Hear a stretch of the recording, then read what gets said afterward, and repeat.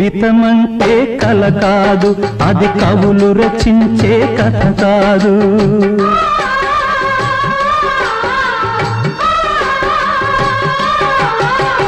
జీవితమంటే కల కాదు, అది కవులు రచించే కథ కాదు.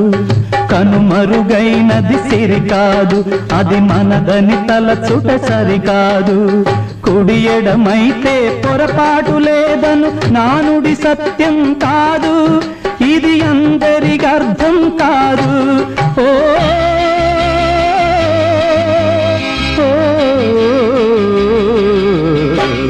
వేగు చుక్క మొలిచింది, వేకువ పొడ చూపింది, తూర్పు తెల్లవారక ముందే కాలం మాటేసింది.